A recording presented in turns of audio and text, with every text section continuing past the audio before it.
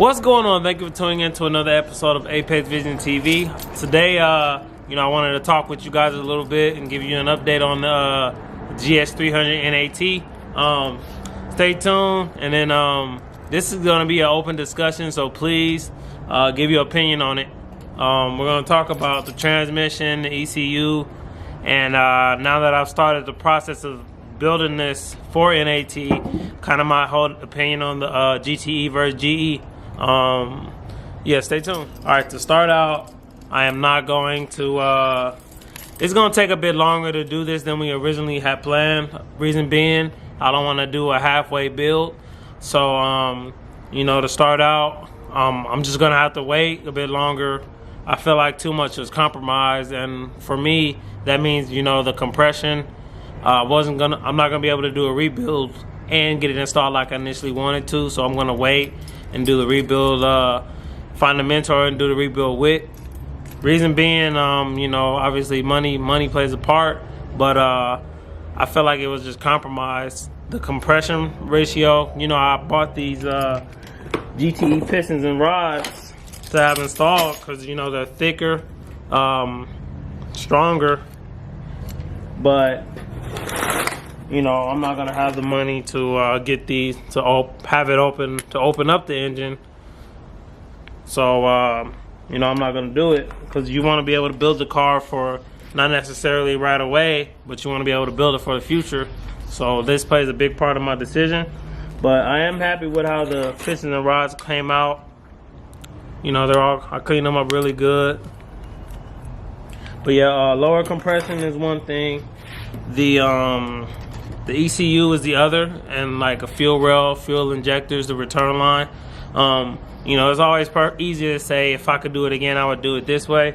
But I can definitely say if I could do it again, I would have rather just bought the Aristo motor and done the Aristo ECU, just so I could get my car back faster and spend that money on a new blow off valve and the CX Racing intercooler kit, and just run it with the sequentials and just take that risk versus building the car NAT, because right now this is my only car, so how fast I get it back does matter. And it just sucks to have to keep switching cars and spending time, but it is what it is. But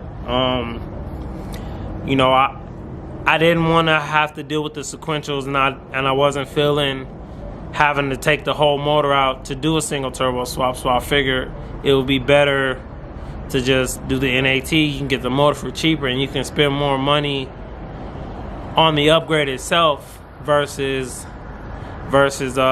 spending more money on the actual engine. But in reality, a lot of this stuff I haven't done, so I should have got a GTE motor, ran it stock, use that warranty until I was 100% sure and ready to do the single turbo swap from the GTE motor.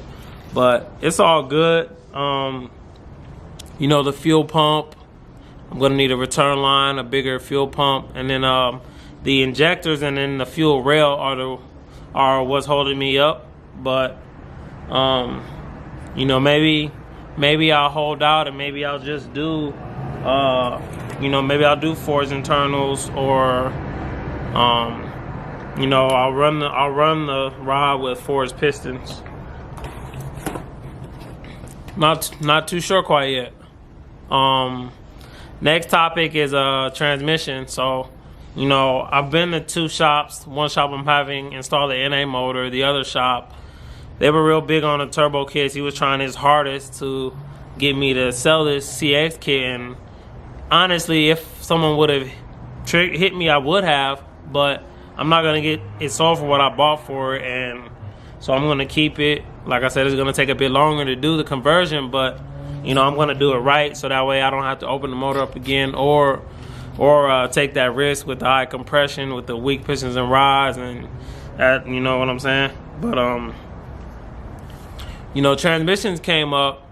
Perfect world, money's no problem. I'll probably get the T56 or the CD009, partially leaning toward the T56 simply because it I don't believe you have to cut the bell housing on the T56 to get it to drop in.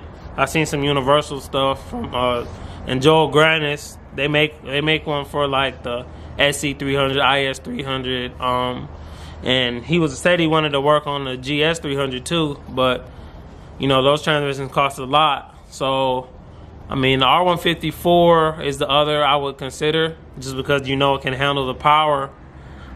But you know, they say it has long gears, it shifts bad. So you know, I'm not too sure if I want to get the 5-speed that doesn't feel as good versus doing the right 6-speed. And that's where this other shop came in. The ones that were I'll put the links in the description, but he was actually talking about the BMW. I think it's the ZF 5-speed and the ZF 6-speed. He said he could get that in there, and that's something I never came across for the GS. I know people throw them in other cars, but that's not something I came across for the GS. But yeah, part of me wants to just get a W55 or W58 and run it NA in here for a while, since I want a 6-speed, since I want something stronger later down the road. W50, I think I seen a used 55 for like 350 bucks. So like, they're just cheap, and like I said, I wouldn't want to throw a whole bunch of power at it anyway. Up next is ECUs. So this is one of those situations where I realized, surprisingly, there isn't a whole lot of GS support. I seen one shop that does an AEM modified, like standalone, specifically for auto GSs, and that was an AEM. I think it was like Desmod or something like that.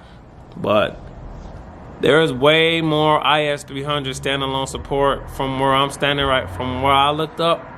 And you know, that's just kind of surprising, because the Aristo came with the GTE motor and the GTE VVTi motor, so it was kind of disappointing to realize. And you know, again, that's part of the reason why I wish I had just went GTE instead of doing the GE NAT conversion.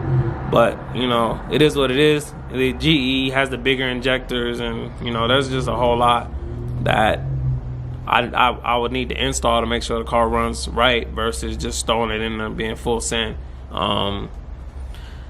Other ECUs, I talked to Hall Tech. I was just curious, asking them about the GS, if they made a standalone for it, and they said they're working on it. But you know, that's an aftermarket company. You don't know how long it could take.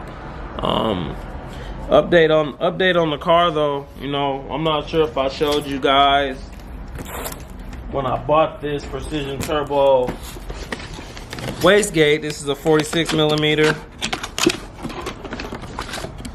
Got it at a AGP Turbo. I don't think I showed you guys, so let me show you that real quick. I really bought the CX kit just for the piping, and see if it picks it up. Yeah, Precision Turbo. See, I really just bought it for the piping, and then I plan on switching out the wastegate, the blow-off valve, and the turbo eventually. You know, a part of me wants to run that cheap turbo just to kind of mess around with it and see how much faster a real turbo is versus something that you can get for cheap, just out of curiosity, you know. But we still will run this cheaper turbo, at least out of the gate, just to see. You know, everybody, I'm curious too, if it's worth the difference in money that a big name costs versus, like, how good is the CX Turbo? As far as from everything I've seen, as long as you don't over abuse it, they're fine. So I would just want to see the difference in speed and acceleration. Yeah, the directions on this thing, really nice, color printed.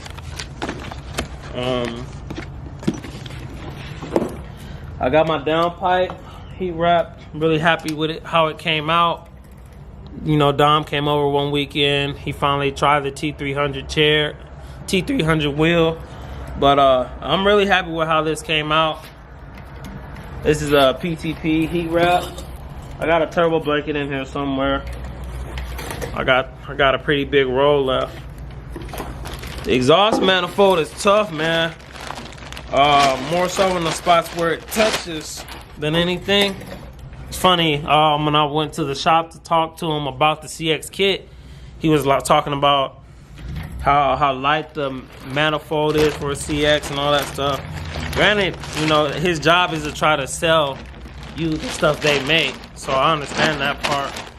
But this manifold is heavy. I'm not, you know, I work out, I have a pretty physical job.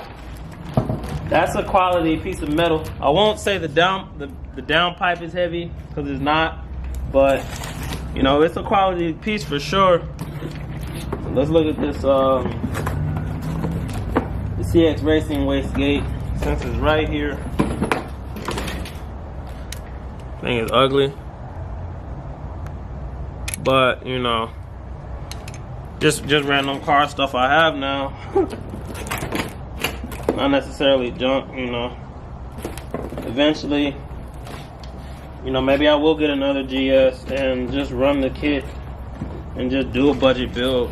But for now, you know, it doesn't appeal to me. I do want to get a Grady blow-off valve. I seen when it was like a black chrome and blue that I really liked, but this is the one that came with it. Came with the kit. Like the purple, but you know, this won't get installed on the car. Man, that one shop I went to, they said they don't use blow-off valves because their intercooler piping is strong, but you know, that doesn't interest me at all. I got ARP head studs and bolts. You know, my GTE head gasket is on the way, so progress is definitely being made. But you know, like I said, that's my opinion on GE versus GTE. Please give me your guys' thoughts on the whole transmission situation. Fuel rails you guys recommend. I know the one shop, they like Aus injectors. The other shop, he just told me that bigger injectors won't hurt. But I didn't want to do that until I got a proper standalone to make sure the car isn't running too rich or too lean. All that stuff matters, and like I said, I can't just get my car running on the side of the road necessarily. Depending on what it is, I'll be able to catch it, but I'm not the master mechanic.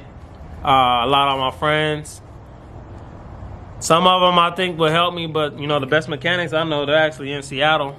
But you know, it is what it is. Yeah, please give me any advice you have, recommendations. You know, I'm still new to this. I do need to find a mentor to help me go through the rebuild with. It's gonna be a journey, but I'm hugely excited.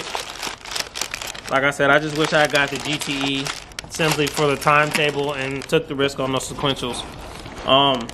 Quick little episode, quick little update. Thank you for tuning in to another episode of Apex Vision TV. Don't forget to follow all our social media platforms: Facebook, Instagram, Twitter, and of course YouTube. And you know, please help me out.